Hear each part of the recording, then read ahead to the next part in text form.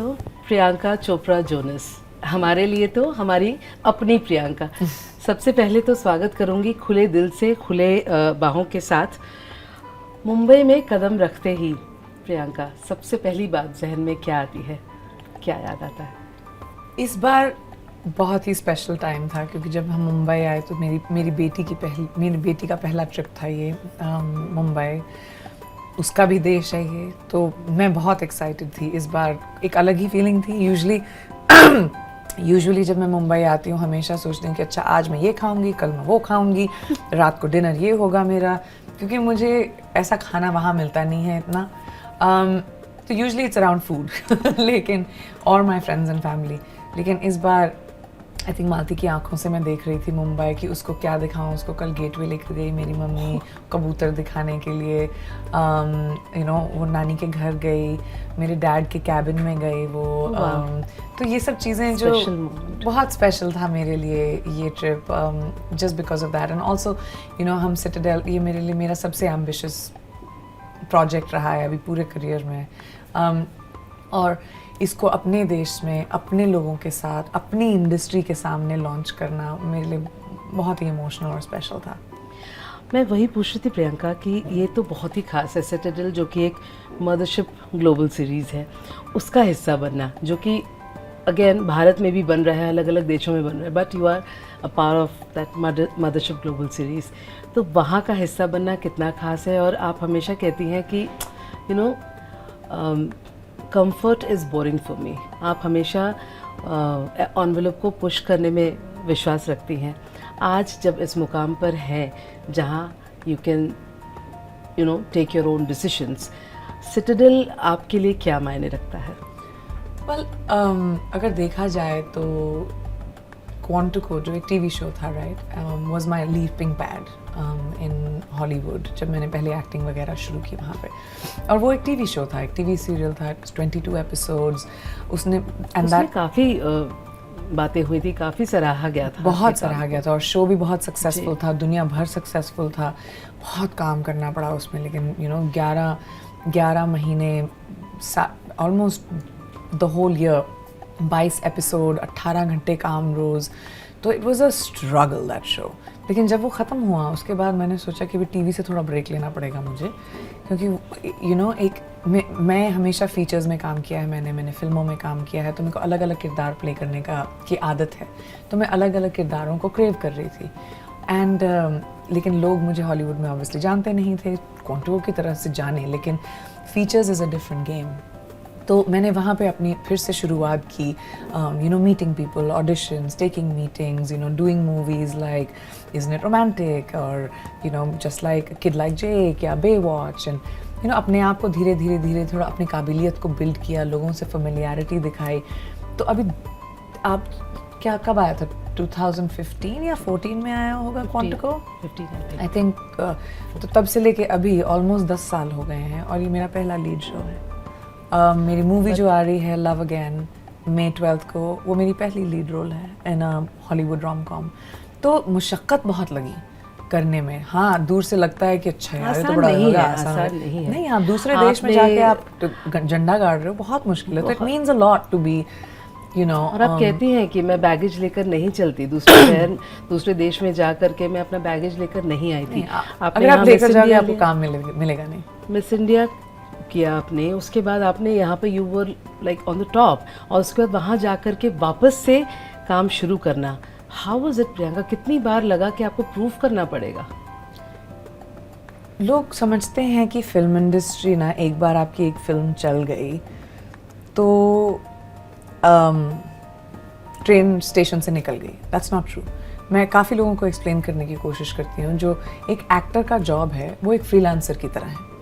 आपको मालूम नहीं आपका अगला चेक कहाँ से आने वाला है, आपको मालूम नहीं कि आपकी ज़िंदगी में स्टेबिलिटी है कि नहीं।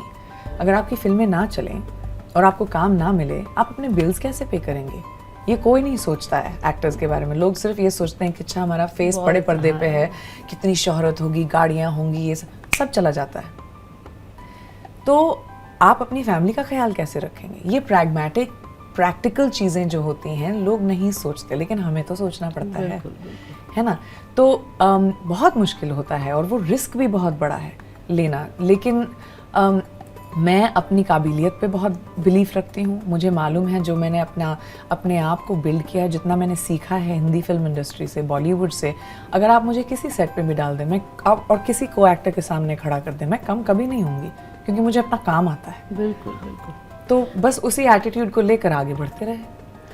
प्रियंका, जब ग्लोबल रिप्रेजेंटेशन की बात आती है, people look up to you now. यहाँ से कोई भी जाता है, आई थिंक वो आपसे ज़रूर मिलना चाहता है या फोन और मैं चाहती भी हूँ कि फ़ोन आए। आप किसी को नहीं जानते हैं, आप सेट पे जा रहे हैं, काम कर रहे हैं, घर आ रहे हैं, और फिर क्या, दीवारें काटने को आती हैं। अपनी कम्युनिटी को छोड़ के, अपने खाने को छोड़ के, अपनी फैमिली को छोड़ के, फेमिलियरिटी, फ्रेंड्स, सब कुछ छोड़ के वहाँ जाना बहुत मुश्किल था मेरे लिए। इसीलिए मेरे लिए बहुत ज़रूरी है कि मेरा घर जो है ना, मेरी इंडस्ट्री के लोगों के लिए उनका अपना कि देखो हमारी लड़की है वहाँ पे, आ जाओ मेरे घर खाना खाने के लिए, बोनी जी आ जाओ प्रियंका, आपकी डेट नाइट के बारे में अगर पूछूं, ऑटो में इतना प्यारा सा एक फोटो हमने देखा निक के साथ। आप हमें कहते हैं ना कि अपने पिता की झलक हम हमेशा अपने पति में ढूंढते हैं। How much you see your father in Nick, and the camaraderie which we see always in different phases of your I really see a lot of my father in Nick. My father was very respectful of my mother. My mother was a working woman. She was a doctor in her own right. And ये उस ज़माने में, आप सोचिए 70s 80s की बात है। जैसे मेरे फादर ने बोला कि अपने घर से तुम कुछ नहीं लेकर आओगी, मुझे कुछ नहीं चाहिए तुम्हारे घर से, मैं अपने घर से कुछ नहीं लेकर आऊँगा, हम अपना घर खुद बनाएंगे।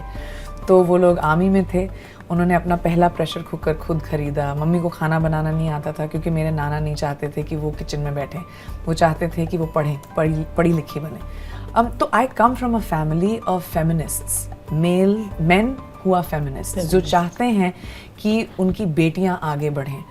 तो मेरे हस्बैंड भी वैसे हैं, उनको इतनी खुशी होती है। And it's very, when you come from patriarchal society, and दुनिया में पेट्रियार्कल सोसाइटी है, आदमी हमेशा उनको अपॉर्चुनिटी ज़्यादा मिली है।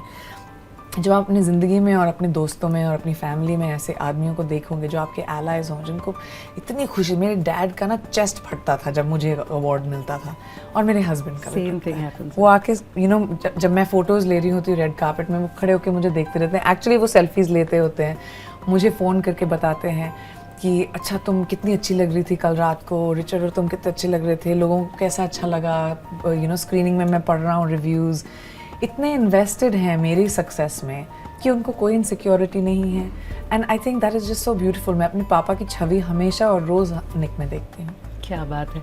तो वो फाइनली टाइम तो अब हो गया है, वो डेट नाइट आप अगर एक्सप्लेन करें तो मैं एक्सप्लेन करती हूँ क्या हुआ था। एक्चुअली निक का आइडिया था। वो बोल रहे थे यार सब लोग ये बैकड्रॉप वाले फ़ोटो लेते हैं, क्या पका हुआ है आप अपना ड्रेस की फ़ोटो ले रहे हो। And he was very irritated, मुझे नहीं करना ये। तो मैंने बोला क्या करना तुमको? बोलता है कोई अच्छा फन सा फ़ोटो लेते हैं ना, रास्ते में जाके रिक्शे वाले को रोकते हैं और बोलते हैं भैया हम फ़ोटो ले सकते हैं। तो मैंने बोला ग्रेट आइडिया। अभी हम लोग टाउन में रह रहे हैं तो रिक्शे आ नहीं सकते थे वहाँ पे। तो हम लोग जब बांद्रा जा रहे थे, रास्ते में रुके, एक रिक्शे वाले भैया को रोका और बोला हम आपके साथ फ़ोटो ले सकते हैं। और हमने फ़ोटो ले ली, और वो भी बड़े स्वीट से थे, उनको उनका भाड़ा दिया और हम लोग NMACC चले गए। क्या बात है।